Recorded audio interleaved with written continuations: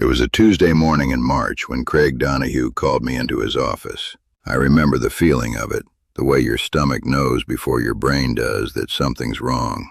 Not dangerous wrong necessarily, just off. I'd been at Kessler Industrial Solutions for 21 years at that point. I knew the rhythms of the place, the way conversations happened, the informal signals. When the executive assistant called down to operations and said Craig wanted to see me right away, there was something in her tone. She didn't say it was urgent. She didn't have to. I was 51 years old. I'd spent more than half my working life at Kessler, and I'd built most of what mattered there. Let me back up. I need you to understand who I was before that Tuesday morning and what I'd actually created. When I hired into Kessler in 2002, I was hungry and ready. Their operations were duct tape and spreadsheets. I came in as an operations coordinator. I built a system that cut lead times by 37%. By 2007, I was operations manager. I visited suppliers and understood Tom Vickers. That relationship was built on mutual success. By 2012, I was senior operations director. I'd built quality control and mentored people who became department heads. When Jennifer Park asked to leave, I told her to go. The thing about 21 years is that you don't notice the weight of it until someone makes you aware. You know where everything lives, not just in systems, but in people's heads. You know that Tom Vickers at Vickers Alloy will take your call at 7 in the morning if there's an issue. You know that our biggest client, Harmon Defense Group, trusts you because you've delivered consistently for 2 decades. You know that if something breaks, you can fix it because you've fixed similar things 100 times. That knowledge is almost invisible to you because it's just the baseline of how you work. But it's everything. When someone in operations asks why we're scheduling widget X before widget Y when Y is due first, you can explain the entire reasoning chain.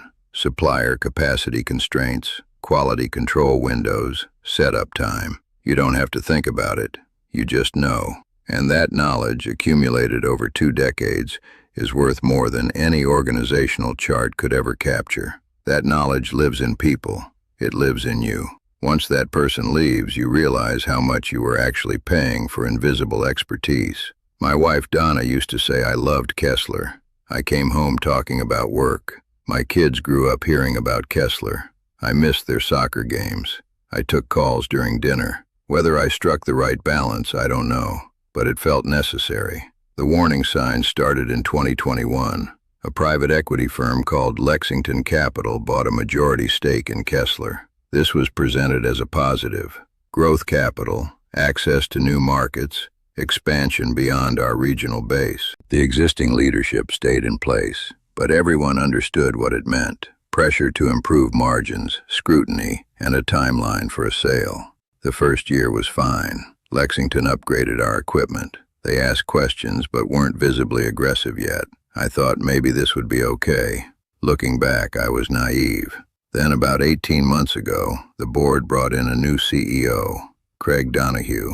He came from aggressive restructuring. He didn't ask questions. He had a vision, efficiency, cut costs, improve margins for the next buyer. He kept using value extraction, not value creation. He talked about right-sizing. Everyone knew it meant layoffs. For a few months, I felt insulated, but then I noticed things. Craig cut the travel budget and added approval layers. He brought in consultants who didn't understand what they were looking at. I got a LinkedIn message from Phil Hansen. He was VP of Strategy at Meridian Manufacturing. Phil's message asked if I'd consider a conversation about an opportunity. I remember staring at that message for a while. I was 51 years old. I'd been at Kessler for 21 years. The idea of leaving felt like betrayal at first, but I also knew something else. I called Phil back. We had lunch. He laid out a vision for Meridian's next phase of growth, expanding their operations footprint, taking on bigger contracts, building production capacity. He wanted someone who could design that from the ground up, someone with proven experience building scalable systems. He made an offer. VP of Operations, significant equity package, autonomy to build what needed to be built. The base salary was about 30% higher than what I was making at Kessler. The equity could be substantial if Meridian's trajectory continued. He said they were being approached by larger clients but needed the operational infrastructure to support that growth. He said he'd watched how I operated and that my way of thinking about systems and relationships was exactly what they needed. He said he wanted me to design their next chapter from scratch. That was intoxicating to hear. Not the money part. The part about designing something new. The part about being valued for exactly the thing I'd built at Kessler. I spent 2 weeks thinking. Donna said, "Whether you'll be okay watching them dismantle what you built." That's when I knew I was running towards something that felt like respect. I called Phil back and told him yes. We agreed on a start date 3 weeks out. I wanted to leave clean, document processes, and introduce suppliers to whoever would take over. Looking back, I was being too generous. So I went into the weekend in a different mental space. I'd made a decision. It felt right, like I'd been holding my breath and could finally breathe. Then Tuesday morning happened. Craig called me to his office. Craig had scheduled this deliberately. Craig's office was designed to be impressive. Tall windows looking out over Dayton. Expensive desk. The kind of space meant to remind you that you were in the presence of someone who mattered. He was sitting behind it when I came in, and he didn't stand up or shake my hand. He just gestured at the chair across from him. He was scrolling through something on his computer, not even looking at me as I sat down. The office was almost sterile. No personal items, just art that came with the office. Furniture selected to project power. "Warren, thanks for coming up," he said, like he'd done me a favor by asking me here. "We need to talk about your compensation package. Not your role, not your future. Compensation package. Like we were discussing a product, as if my salary wasn't fundamentally connected to how I provided for my family, to the future I'd built, to the expectations I had for what the next 15 years of my working life would look like. I sat down. I had a feeling I knew where this was going, but I wasn't going to help him get there. I just waited. I'd learned a long time ago that silence in a negotiation is a powerful tool. When you stay quiet, the other person gets uncomfortable and fills the space. They say more than they meant to, but Craig didn't seem uncomfortable. He seemed prepared. He pulled out a printed letter. "We're implementing a restructuring," he said. "We're reducing your salary effective immediately." I read it. They were cutting my salary by 40%, from $350,000 to $210,000. Craig leaned back. He was preparing for a negotiation. He thought this was a conversation where we'd work toward a compromise. "I know it's a hit," he said. "I could have fired you. You still have a job and benefits." That was the moment everything crystallized. He was framing a salary cut as a gift, in a paternal tone. I remember the exact moment something shifted in me. It was like watching a door close and lock behind it. I looked up from the letter. I looked at Craig, and I smiled. It wasn't a happy smile. It wasn't a grateful smile. It was the smile of someone who'd just seen something clearly. I'd already decided to leave. I'd already accepted the Meridian offer. This conversation had just answered a question. Do they understand what I'm worth? Do they see me? Do they respect me? The answer was no. And worse, it was contempt. Someone so out of touch he could cut a 21-year executive salary in half and expect gratitude. "Thanks for letting me know," I said quietly. I folded the letter, put it back on his desk, and stood up. I didn't do it aggressively. I didn't slam it. I just folded it carefully and stood up like the conversation was over. "Warren," Craig started. He was surprised. I was already walking, out to my car. The walk back down to operations took 4 minutes, but it felt different. Every step felt like I was walking away from something already behind me. I wasn't leaving a company. I was leaving a mistake I'd already decided to correct. I got back to my office and closed the door. My operations team was working on the production schedule. Everything looked normal from the outside. Nobody knew anything had changed, and I sat at my desk and felt absolutely nothing.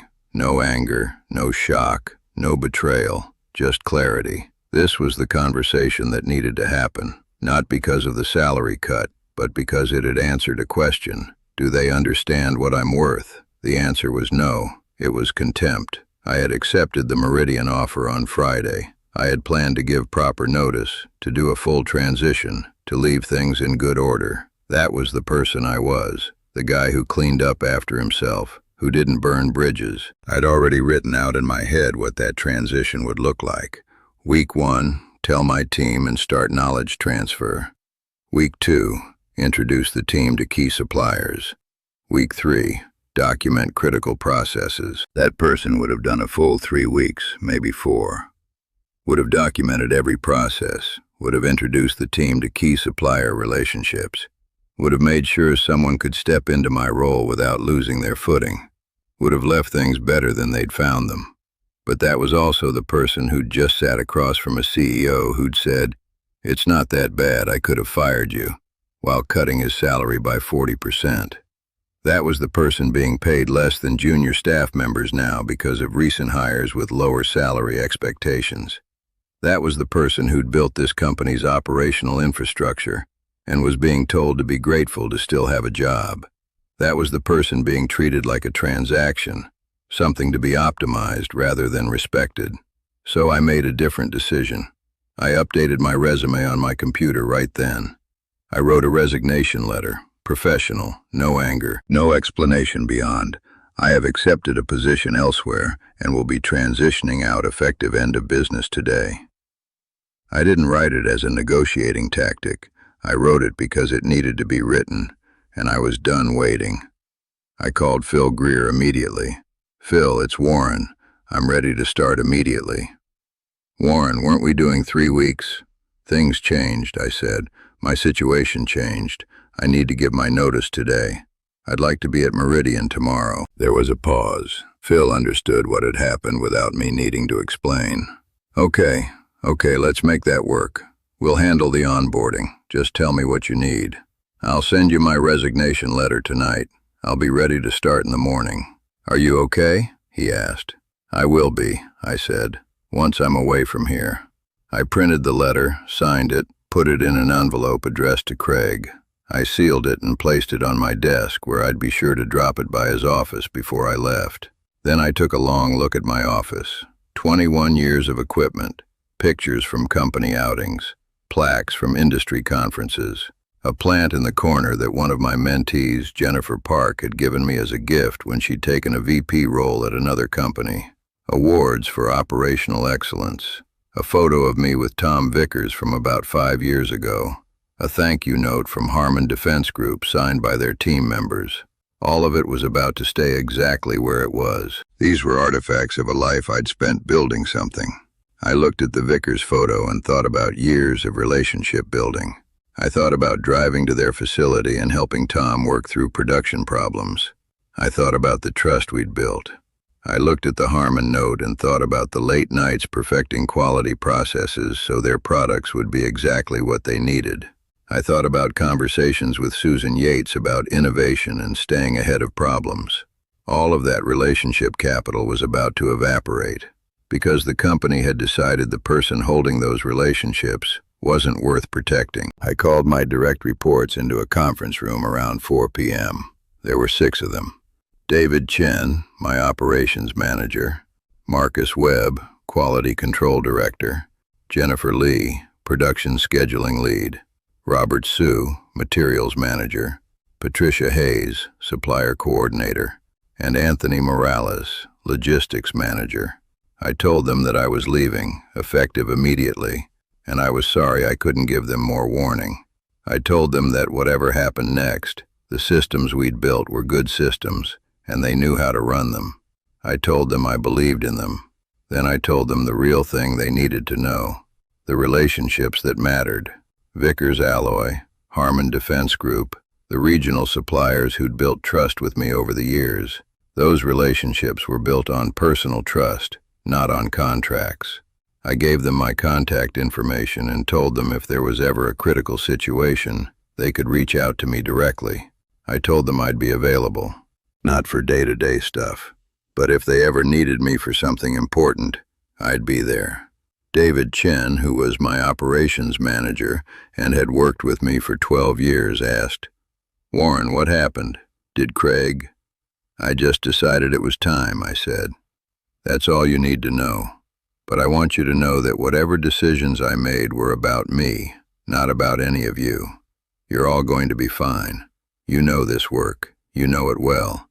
Just stay focused on delivering for our customers. I could see that he wanted to ask more questions. He knew something dramatic had happened, but I wasn't going to put him in the position of knowing things he shouldn't know or having to choose sides. I left the office at 5:15 p.m. on Tuesday. I didn't say goodbye to anyone else.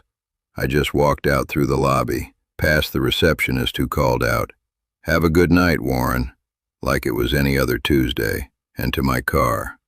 The drive home took 30 minutes. I remember the highway, the way the March light was starting to stay longer into the evening, the trees just starting to bud out, the sense of driving away from something and not looking back. I remember feeling light, not happy exactly, but free, like I'd been carrying weight I didn't know I was carrying, and suddenly it was gone. Donna was in the kitchen when I got home. She took one look at my face and said, "You left." I left, I confirmed. Why? Craig cut my salary by 40% this morning. Walked into his office, sat down, and he handed me a letter. Told me I should be grateful I wasn't fired. She looked at me for a long moment. Then she said, "That was fast." It needed to be, I told her. I'd already decided to go to Meridian. This just made the decision easy. We sat in the kitchen and I told her what had happened. She listened without interrupting. When I was done, she said, "Do you think you did the right thing?" "I know I did," I said. "But I'd like to sleep on it and see if I feel the same way in the morning." I did. I woke up Wednesday morning and felt the same clarity I'd felt the moment Craig told me he could have fired me. By Thursday, I was starting at Meridian. Phil met me in the lobby, showed me to a corner office that overlooked a different part of town. The building was nicer than Kessler's, newer, better maintained. But what struck me most wasn't the space. It was the difference in how people treated me. When Phil introduced me around, they asked about my background with genuine interest. They wanted to hear about the systems I'd built. They asked questions like they actually wanted to understand my thinking.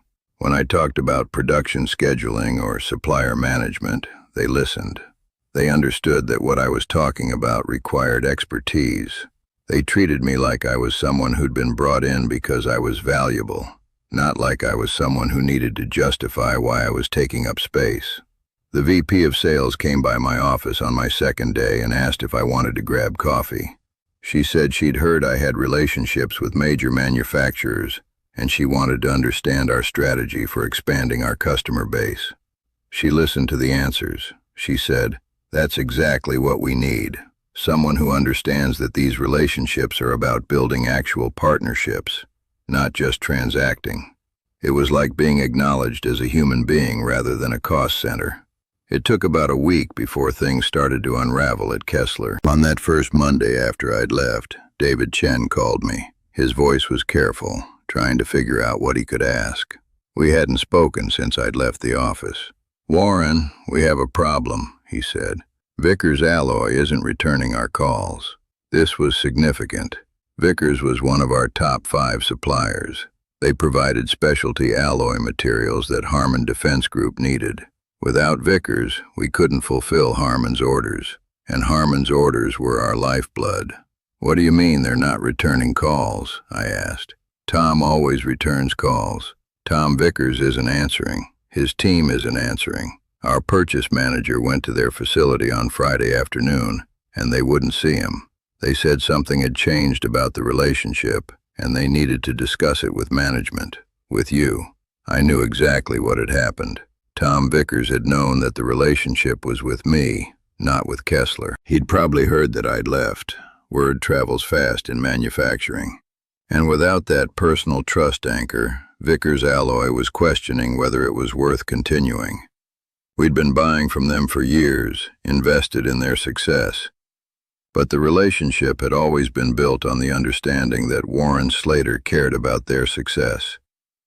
"Give him time," I told David. "He'll come around. Tom's a good guy. He just needs to understand the transition." But I knew that wasn't true. I knew Tom well enough to know that he didn't do business with corporations. He did business with people. And the person he'd been doing business with had just left. By midweek, the situation had escalated. Tom Vickers finally took a call from Kessler's president, Robert Hayes. He was direct.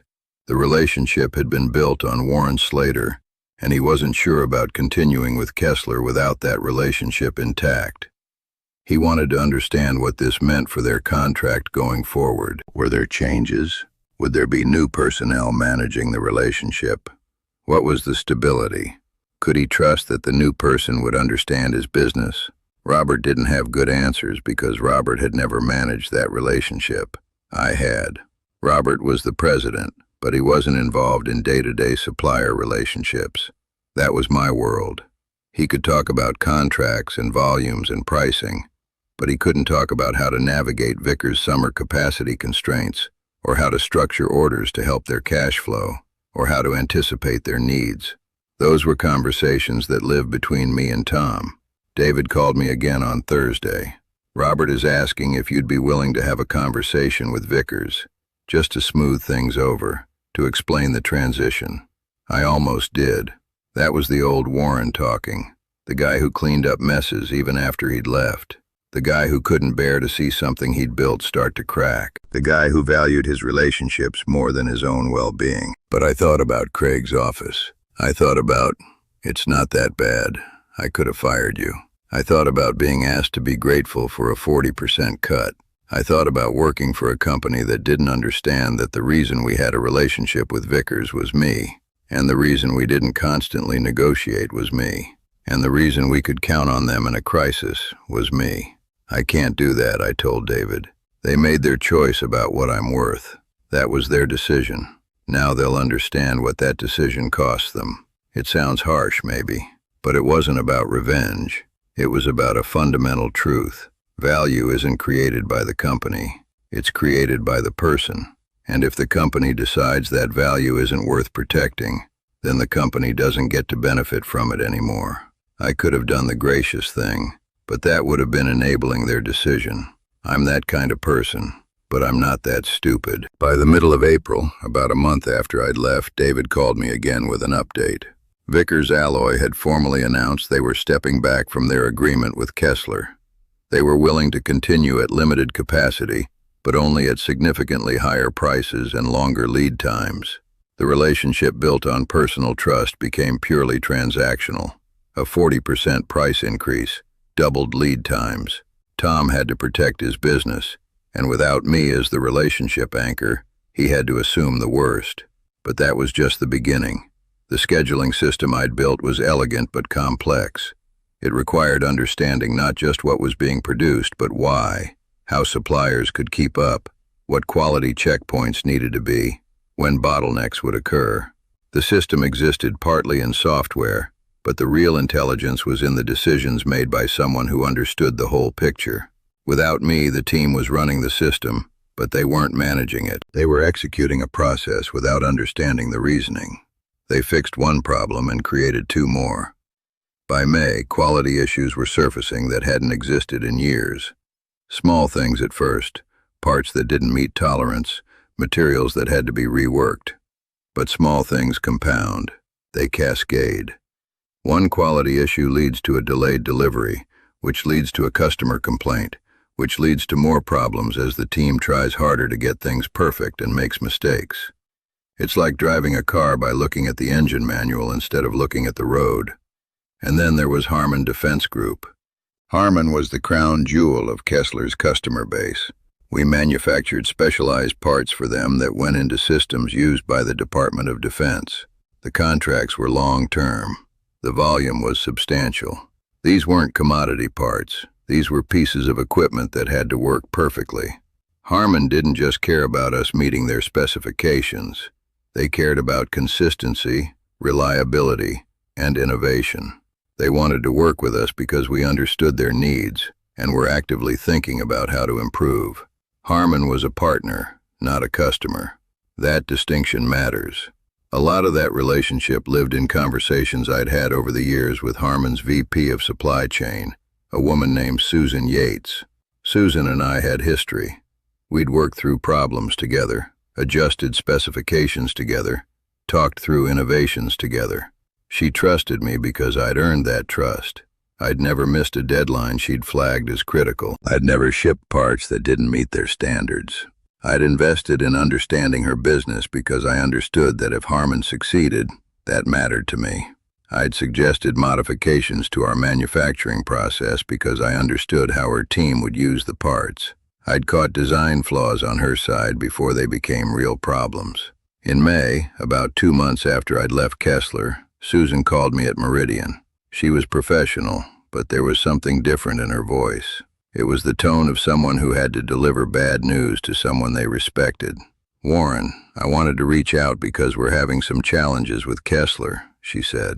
"Nothing catastrophic yet, but I'm seeing delivery delays. And when I ask about problems, I'm getting explanations that make me wonder if anyone really understands our needs." Susan didn't ask me to do anything. She wasn't trying to poach me or create a conflict, but she was letting me know that Kessler's performance was degrading, and she was treating me like a human being she'd built a relationship with, not like a competitor who'd jumped ship. "Thank you for telling me," I said. "I'm sorry to hear that." "Are you happy at Meridian?" she asked. "I am," I said. "It's a good fit. People here actually understand that operations is about more than cutting costs. They understand that there's an art to it." "That's good. I hope so. Because honestly, Warren, I'm starting to wonder if we need to look at other suppliers for some of these components. We have options, and if Kessler isn't going to treat this relationship the way it should be treated, then maybe we need to go elsewhere." That was the moment where the conversation shifted from personal to professional. Susan was telling me that Harmon was considering moving business away from Kessler, and she was doing it because she respected me and thought I should know that the consequences of my departure were rippling out into places I'd built over decades. By June, the situation at Kessler had become acute enough that Craig finally picked up the phone and called me. I was in Meridian's main production facility when my cell rang. It was an unknown number, but the area code was Ohio. I answered. "Warren, it's Craig Donahue." He said it like we were old friends, like we hadn't fundamentally broken something on a Tuesday morning in his office.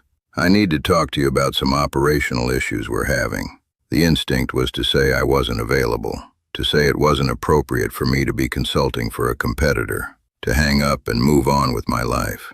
But I was curious. I wanted to see if he actually understood what he'd done, so I listened. Craig told me about the Vickers alloy situation. He told me about the quality issues. He told me about Harmon Defense Group starting to diversify their supplier base. He told me, though he didn't use exactly these words, that the company was coming apart because they'd underestimated how much institutional knowledge I was carrying. He told me that the consulting firm had completed their audit and basically said, "You've optimized the company to death. You need to rehire some of the people you fired." He made an offer, a significant one. He wanted me to come back. He'd restore my full salary, plus a 20% raise. He'd give me a title upgrade to President of Operations. He'd give me more autonomy and influence. He said whatever I needed, they could make it work. He was panicking. I could hear it in his voice. "Craig," I said, "I appreciate you thinking of me. I really do. But no." "Don't say no yet," he said. "Think about it. Name your price, whatever you need. We need you. The company needs you." "It's not about the price," I said. I was calm. I wasn't angry. I was just stating a fact. "When you called me into your office in March, I was willing to give you a full transition. I was willing to spend the next month making sure this place could run without me. I had a plan to introduce my team to key suppliers and document important processes. You took that offer and responded by cutting my salary 40% and telling me I should be grateful to still have a job. That was a business decision, Warren. I was under pressure from—" "I understand it was a business decision," I said, "and I made one too. I decided that I don't want to work somewhere that doesn't value what I contribute. I decided to go somewhere that does, and now I'm not going to come back for a bigger paycheck. That would just mean the next time finances got tight, I'd get cut again. The only difference is I wouldn't leave next time. I'd stay and resent you. I'd phone it in. I'd stay and become exactly the person you needed me to be to convince yourself that cutting my salary was smart. I'd be a shell of myself, going through the motions, delivering technically correct work with no heart in it. I paused. I wanted to be fair to him, even though fairness felt like a courtesy he didn't deserve. But I also understood what had happened. He hadn't been malicious. He'd just been thoughtless. He'd been brought in to improve margins, and improving margins meant cutting costs.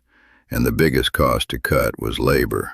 He'd cut labor without understanding that some labor is more valuable than other labor. He'd treated me like a spreadsheet entry instead of a human being. The truth is, I continued, you've already made the decision that led to all of this. You decided that someone with 21 years of institutional knowledge, someone who built the systems that kept this place running, someone who maintained the relationships that generate the majority of your revenue, was worth 40% less. Once you make that decision, you can't unmake it by adding money back. The relationship is broken, and I'm not coming back to a broken relationship. The relationship is what matters, and you destroyed that when you handed me that letter and told me to be grateful I wasn't fired. There was silence on the other end. I could hear him breathing. He was probably calculating how much it would cost to lose me, what the impact would be if I actually didn't come back, what his own job would look like if the company continued to deteriorate. "Warren, please," Craig said. "We need you." "I know you do," I said. "That's not actually my problem anymore." I hung up the phone. I told Phil about the call later that day. He wasn't surprised. He'd heard stories like this before. "This is what happens," he said. "Good people get undervalued until they leave, and then the organization realizes what they've lost. Usually too late. By the time they realize it, the person has already moved on and built something better.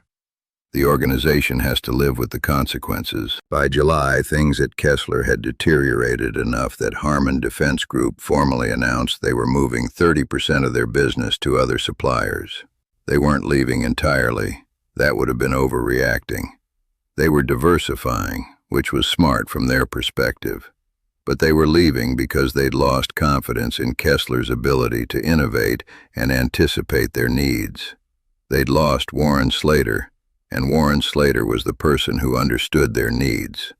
Susan Yates called me again. This time she wasn't calling to give me a heads up about problems. She was calling to ask if Meridian could take on some of Harmon's work. "We're looking to work with a supplier who understands our business and cares about doing things right," she said. "I thought of you immediately. I wondered if Meridian might be interested in bidding on some of our components."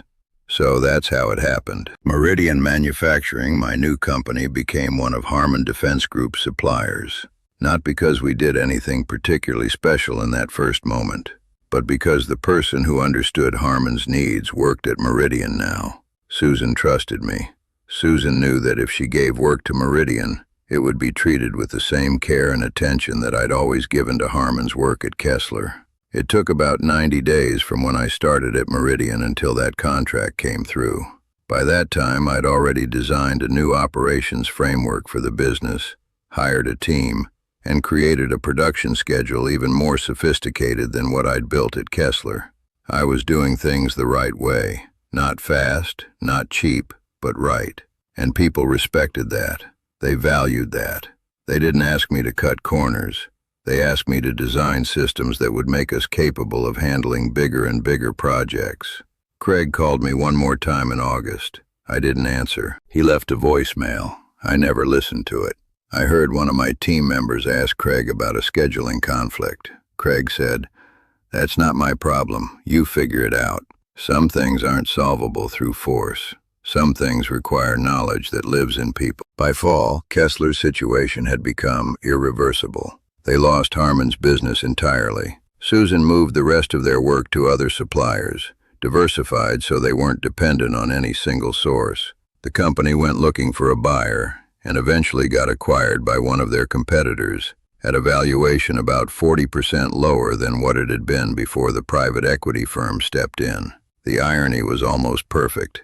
Craig had cut costs to improve the valuation for an exit. Instead, he'd destroyed value right before the exit. He'd cut corners so aggressively that he'd ruined the thing he was supposed to be preparing for sale. The new owners kept him for about 6 months and then he was gone. They brought in someone new to run operations, but by that point the damage was done. The relationships were broken. The systems were degraded. The company had become a shell. It wasn't worth much anymore. David Chen left Kessler in December and took a job at a supplier company. He was done. He couldn't stay in an environment where the work felt hollow or the company was disintegrating. I hired him as my operations manager at Meridian 6 months later. He's thriving. The people who work for him respect him. He's able to do actual work instead of just managing chaos. My other direct reports scattered. Some found good situations. Some found situations that were fine. But they all left because Kessler had become a place where the work didn't matter anymore. I think about that Tuesday morning sometimes. Not with regret, but with clarity. I think about what could have happened if Craig had taken me into his office and said something like, "Warren, we're under pressure to cut costs. We need to make changes. I need your help thinking through how we do that in a way that doesn't compromise what we've built. How do we maintain our relationships with suppliers and customers while still improving our margins? What do we need to protect, and what can we sacrifice?" That's a very different conversation. That's a conversation where a leader tells the truth and asks for partnership. I might have declined that conversation too. I was already thinking about moving on, but I would have respected the approach. I would have felt like my opinion mattered. I would have felt like I was being treated like a human being instead of a line item. I might have said no to the Meridian opportunity. I might have said, "Okay, let's figure this out together." Or I might have said, "I appreciate you asking, but I think it's time for me to move on." Either way, the conversation would have been respectful.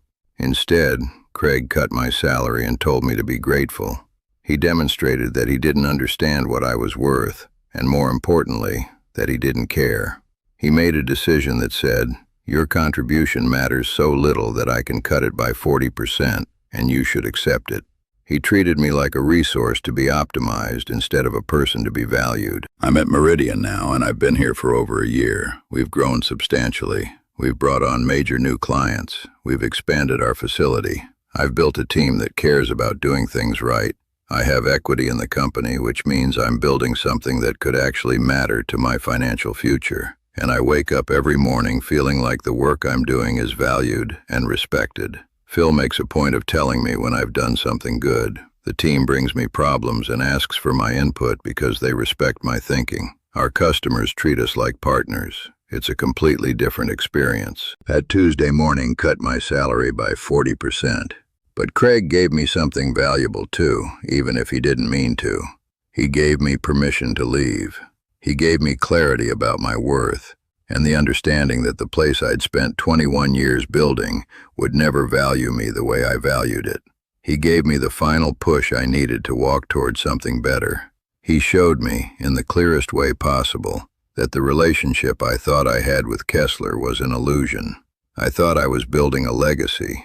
What I was actually doing was making someone else rich while compromising my own future. And you know what? Every time I think about that moment, about Craig leaning back in his chair and saying, "I could have fired you," I smile, not bitterly, just with the knowledge of someone who understands exactly what's coming next. Because I already knew something he didn't. I already knew that the value I'd created at Kessler was portable. I already knew that the systems I'd built and the relationships I'd maintained were going to be worth something to the next place I went. I already knew that leaving Kessler was going to be the best decision I ever made. And I was right.